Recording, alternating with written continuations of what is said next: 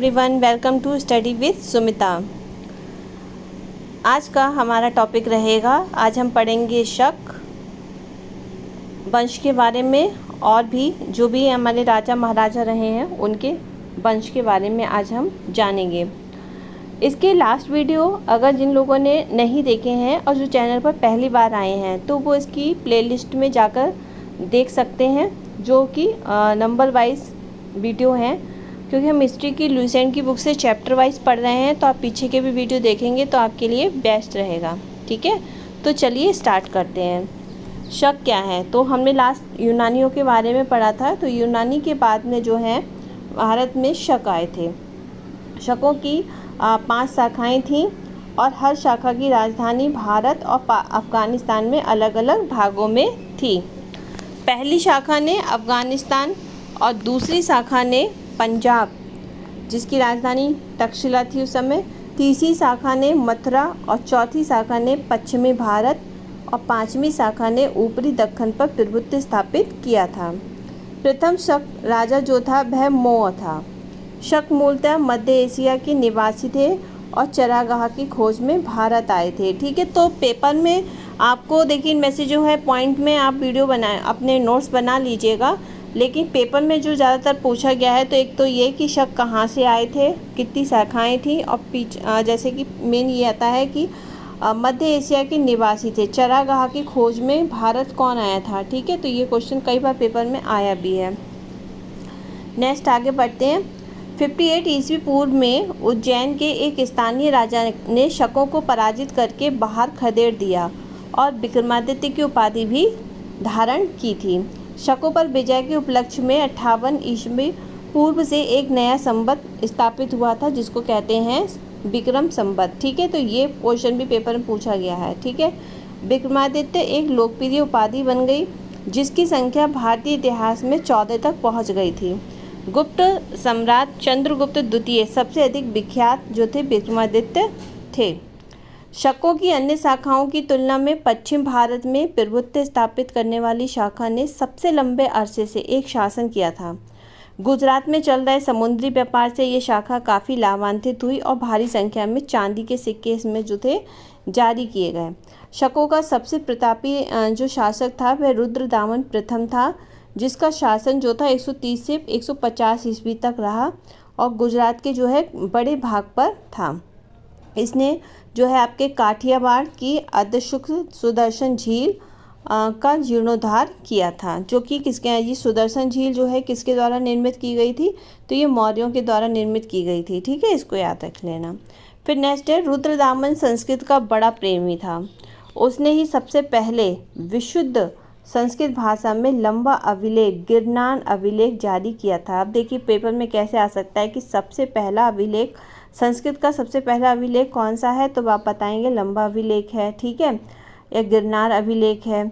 ये किसने जारी किया था? तो ये रुद्रदामन ने किया था। ठीक है, इसके पहले के सभी अभिलेख जो हैं प्राकृत भाषा में रचित थे। भारत में शक राजा अपने को क्षत्रप कहते थे। ठीक है, चलिए आगे बढ़ते हैं। अब बात करते हैं कुषाण की। पल्लव के बाद कुषाण आए जो यूची तोहरी भी कहलाते थे। कुषाण को ही यूची और तोखरी भी कहते हैं। यूची नामक एक कबीला 5 कुलों में बट गया था। उन्हीं में से एक कुल के थे ये कुषाण। कुषाण वंश के संस्थापक कुजुल कटफिसेस था। इस वंश का सबसे प्रतापी राजा जो था वह कनिष्क था। इसकी राजधानी पुरुषपुर यानी कि पेशावर थी और कुषाणों की द्वितीय राजधानी जो थी वह मथुरा थी।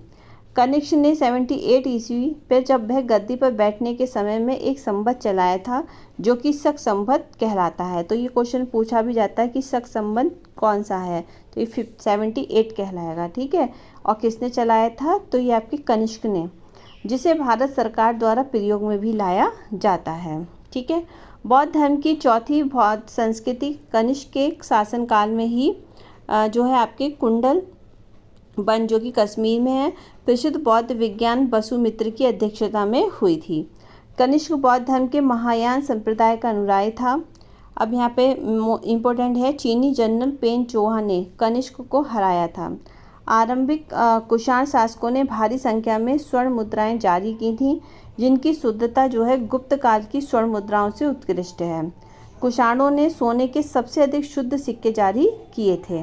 ठीक है, आगे बढ़ते हैं, इनके बारे में जानते हैं। कुषाणों ने उत्तरी और उत्तरी पश्चिमी भारत में सबसे अधिक संख्या के जो हैं तांबे के सिक्के भी जारी किए थे। कनिष्क का राजवैद्य कौन था? राजवैद्य चरक आयुर्वेद का विख्यात विद्वान थे, जिन्होंने संस्कृत में चरक संहिता की रचना की थी और इसमें 8 भाग थे, जिसमें और 120 अध्याय थे। ठीक है, ये जरूर लिख लीजिएगा, अपनी कॉपी में नोट डाउन कर लीजिएगा।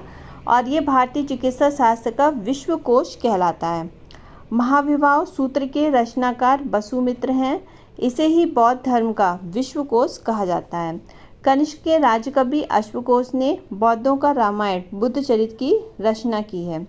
इसमें आपके वसुमित्र, पार्श्व, नागार्जुन, महाचेत और संरक्षक भी कनिष्क के दरबार की विभूति थे।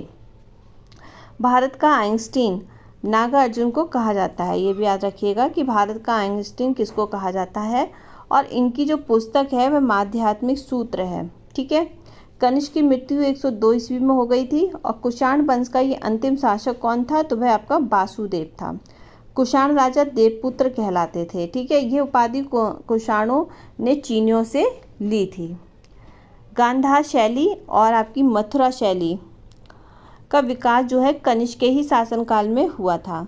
मथुरा संग्रहालय में कुषाणकालीन मूर्तियों का संग्रह अधिक मात्रा में है। ये याद रखिएगा कि पूछा जाए कि कुषाणकालीन मूर्तियों का संग्रह सबसे अधिक मात्रा में कहाँ पर है? तो वह आपकी मथुरा में है। और गंधार कला के लिए तक्षशिला प्रसिद्ध है। ठीक है, तक्षशिला किसके लिए प्रसिद्ध है? गंधार कला के लिए है। और या फिर गांधार शैली और मथुरा शैली का विकास किसके शासनकाल में हुआ था?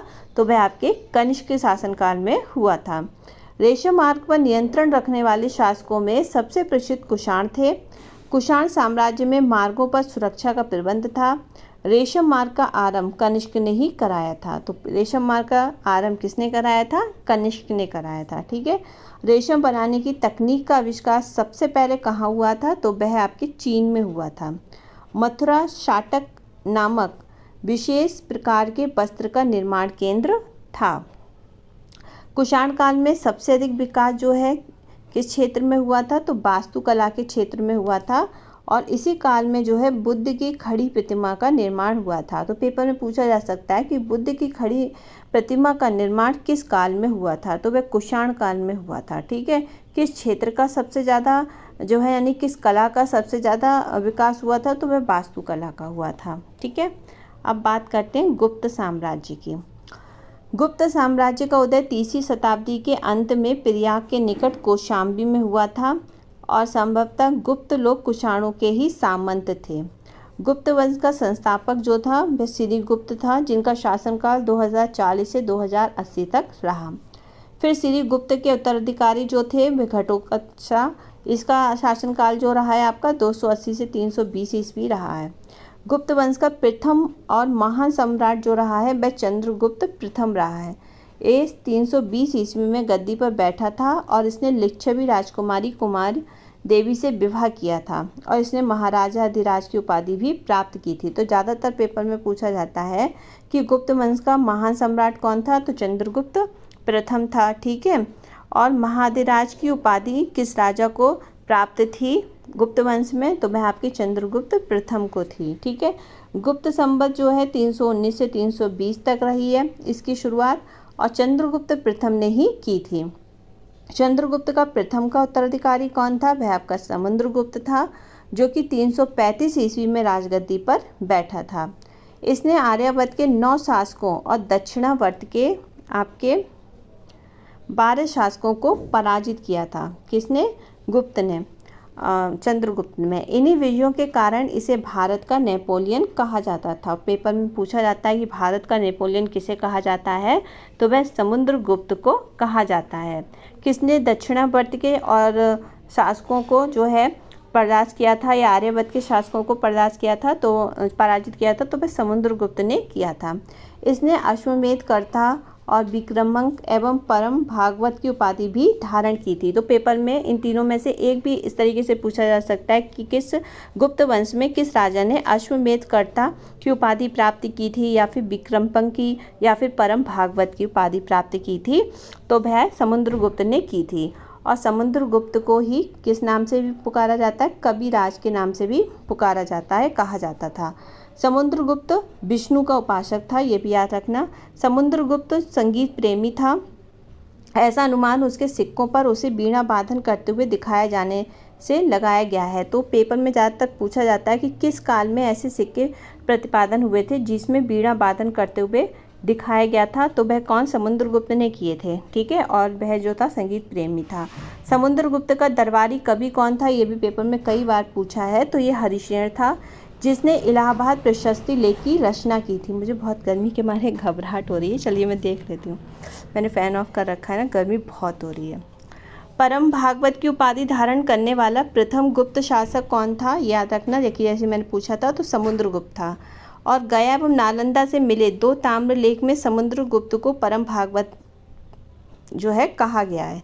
समुद्रगुप्त का उत्तराधिकारी चंद्रगुप्त द्वितीय हुआ था, ठीक है, जो कि 380 में राजगद्दी पर बैठा था। देखिए चंद्रगुप्त प्रथम जो था वो समुद्रगुप्त का जो था पिता था, और समुद्रगुप्त का जो उत्तराधिकारी यानी कि उसका पुत्र जो था उसका नाम चंद्रगुप्त द्वितीय था। और चंद्रगुप्त द्वितीय के ही जो है शासनकाल में फारियान जो है भारत आया था, और ये चीनी बौद्ध यात्री था। कौन, फारियान। ठीक है, चलिए आगे बढ़ते हैं। चंद्रगुप्त द्वितीय का संधि विग्रहिक सचिव जो है वीरसेन शैव मतालंबी था, जिसने शिव की पूजा के लिए उदयगिरी पहाड़ियों पर एक गुफा का निर्माण करवाया था।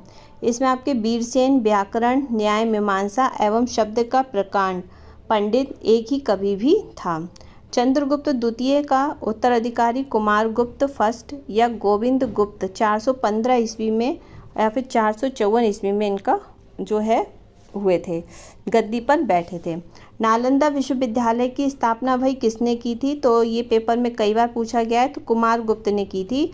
कुमारगुप्त फर्स्ट का उत्तराधिकारी कौन था, वह स्कंदगुप्त था, जिसका शासनकाल 455 से और 467 ईस्वी तक रहा। स्कंदगुप्त ने गिरनार पर्वत पर स्थित सुदर्शन झील का पुनरुद्धार किया था। ये सारे पॉइंट आप अपनी कॉपी में नोट कर लीजिएगा। स्कंदगुप्त ने पर्णदत्त को और सौराष्ट्र का गवर्नर नियुक्त किया था। स्कंदगुप्त के शासनकाल में ही हुणों का आक्रमण शुरू हुआ था। और अंतिम गुप्त शासक कौन रहा है, तो वह आपका विष्णुगुप्त रहा है। ये सारे पेपर में पूछे गए प्रश्न हैं और जो कि बार बार आए हैं। गुप्त साम्राज्य की सबसे बड़ी प्रादेशिक इकाई देश थी, जिसके शासन को गोपना कहा जाता था। एक दूसरी प्रादेशिक इकाई भुक्ति या प्रांत थी, जिसके शासन उपरिक कहलाते थे। आपके भुक्ति के नीचे विषय और जिला नामक प्रशासनिक इकाई होती थी, जिसके प्रमुख जो है विषयपति कहलाते थे। ठीक है, पुलिस विभाग के साधारण कर्मचारियों को चाट एवं भाट कहा जाता था। पुलिस विभाग का मुख्य अधिकारी को दंड पार्षविक कहलाता था। और प्रशासन की सबसे छोटी इकाई ग्राम थी, ये क्वेश्चन में आया है। और ग्राम का प्रशासन ग्राम सभा द्वारा संचालित होता था। ग्राम सभा का मुखिया जो था ग्रामिक कहलाता था एवं अन्य सदस्य महत्तर कहलाते थे। ग्राम समूह की छोटी इकाई को पेट कहा जाता था। और गुप्त शासक कुमारगुप्त के दामोदरपुर तामपात्र में भूमि बिक्री संबंधी अधिकारियों के क्रियाकलापों का उल्लेख है। भू राजस्व आपके कुल उत्पादन का 1/4 भाग से और 1/6 भाग हुआ करता था। गुप्त काल में आपके श्रम यानी कि विष्टि राज्य के लिए आय का एक स्रोत कहा जाता था। ठीक है, ये याद रखिएगा। इसे जनता द्वारा दिए जाने वाला कर भी कहा जाता है। तो इस पे पूछा जाता है कि गुप्त काल में जनता द्वारा दिए गए कर को किस नाम से जाना जाता था, तो वह आपका श्रम या फिर विष्टि दोनों आपके नाम से आ सकते हैं। ठीक है, यह कितना भाग दिया जाता था, तो 1/4 भाग से 1/6 भाग हुआ करता था। तो ऑप्शन में आपको इन दोनों में से कोई सा भी मिल सकता है। चलिए अब आगे बढ़ते हैं। पहली बार किसी ने सती होने का प्रमाण 510 ईस्वी में भानुगुप्त के एक एरन अभिलेख से मिलता है, जिसमें किसी भोजराज की मृत्यु पर उसकी पत्नी के सती होने का उल्लेख है। ठीक है, गुप्त काल में वैश्यावृत्ति करने वाली महिलाओं को गणिका कहा जाता था। और वृद्ध वेश्याओं को कुटहनी कहा जाता था। गुप्त सम्राट वैष्णव धर्म के अनुयायी थे और उन्होंने इसे राजधर्म बनाया था। विष्णु का वाहन गरुड़ गुप्तों का राज्य चिन्ह था। ठीक है। गुप्त काल में वैष्णव धर्म संबंधी सबसे महत्वपूर्ण अवशेष देवगढ़ का दशावतार मंदिर में है, जो कि जिला ललितपुर में स्थित है। ये बेतवा नदी के तट पर स्थित है। ये सब चीज़ें याद कर लीजिएगा, नोट बना लीजिएगा आप। और अगर आपको उसकी PDF चाहिए तो मेरे टेलीग्राम चैनल को ज्वाइन करिएगा, मैं वहाँ पे आपको PDF सेंड कर दूँगी, आप मुझे कमेंट में बता दीजिएगा। अजंता में निर्मित कुल 29 गुफाओं में वर्तमान में केवल 6 ही शेष हैं, जिनमें गुफा संख्या 16 और 17 ही गुप्तकालीन है। इसमें गुफा संख्या 16 में उत्तीर्ण वर्णासन राजकुमारी का चित्र प्रसन्नीय है। गुफा संख्या 17 के चित्र को चित्रशाला कहा गया है और इस चित्रशाला में बुद्ध के जन्म, जीवन, महाविनिष्क्रमण एवं महापरिनिर्माण की घटनाओं से संबंधित जो है चित्र उद्गृत किए गए हैं। अजंता की गुफाएं बौद्ध धर्म की महायान शाखा से संबंधित हैं और गुप्त काल में निर्मित अन्य गुफा बाघ की गुफा है, जो कि बाघ और जिसमें जिलाधार मध्य प्रदेश नामक स्थान पर विंध्य पर्वत को काटकर बनाई गई हैं। ठीक है। गुप्त काल में विष्णु शर्मा द्वारा पंचतंत्र संस्कृत को संसार का सर्वाधिक प्रचलित ग्रंथ माना गया है। तो ये क्वेश्चन आता है कई बार अलग अलग तरीके से। फिर बाइबल के बाद इसका दूसरा स्थान, इसे 5 भागों में बांटा गया है: मित्रभेद, मित्रलाभ, संधि विग्रह, लब्ध प्रन्यास और अपरीक्षा कारित्य। आर्यभट्ट ने आर्यभट्टिनियम एवं सूर्य सिद्धांत नामक ग्रंथ लिखे हैं। ठीक है, ये याद रखिएगा। आर्यभट्ट के कौन कौन से? आर्यभट्टियम और सूर्य सिद्धांत। ठीक है। उसने सूर्य ग्रहण एवं चंद्र ग्रहण के वास्तविक कारण भी बताए हैं। आर्यभट्ट पहले भारतीय नक्षत्र वैज्ञानिक थे जिसने घोषणा की थी कि पृथ्वी अपनी धुरी पर घूमती है। बारहमिहिर ने बृहत संहिता याद रखना और आपके पंच सिद्धांत, बृहजाक, लघु जातक की रचना की है। ये पेपर में कई बार इनकी अलग अलग तरीके की रचनाएं पूछी जा सकती हैं। बृहत संहिता कई बार पूछी है और आपके लघु जातक भी पूछी गई है, पंच सिद्धांत भी पूछी गई है। फिर बृहत संहिता में नक्षत्र विद्या के बारे में और वनस्पति शास्त्र, प्राकृतिक इतिहास और भौतिक भूगोल के विषय पर चर्चा की गई है। ठीक है, चलिए और आगे बढ़ते हैं। गुप्त काल में पल्लव कार्णम ने पशु चिकित्सा पर आपके हस्ते आयुर्वेद लिखा है और नव नीति क्रम की रचना गुप्त काल में की गई थी। इस पुस्तक में आपके नुस्खे, सूत्र और उपचार विधियां दी गई हैं। पुराणों की वर्तमान रूप में रचना गुप्त काल में ही हुई है। इसमें ऐतिहासिक परंपराओं का उल्लेख दिया गया है। संस्कृत गुप्त राजाओं की शासकीय भाषा थी। गुप्त काल में चांदी के सिक्कों को रुपये का कहा जाता था। ये भी पेपर में पूछा गया है। याज्ञवल्क्य, नारद और कात्यायन बृहस्पति स्मृतियों की रचना गुप्त काल में की गई और मंदिर बनाने की कला का जन्म जो है आपके गुप्त काल में ही हुआ। त्रिमूर्ति की अवधारणा का विकास भी गुप्त काल में हुआ। गुप्त वंश के शासकों ने मंदिरों एवं ब्राह्मणों को सबसे अधिक ग्राम अनुदान में दिए थे, यानी कि दान में दिए थे। और आपके गुप्त काल अलौकिक साहित्य की सर्जना के लिए स्मरणीय भी हैं। भास के 13 नाटक इसी काल में हैं। शूद्रक का लिखा हुआ नाटक मृक्षकटिकम या माटी की खिलौना गाड़ी, जिसमें निर्धन ब्राह्मण के साथ वैश्य प्रेम वर्णित हैं, तो प्राचीन नाटकों में सर्वश्रेष्ठ ये माना जाता है। ठीक है।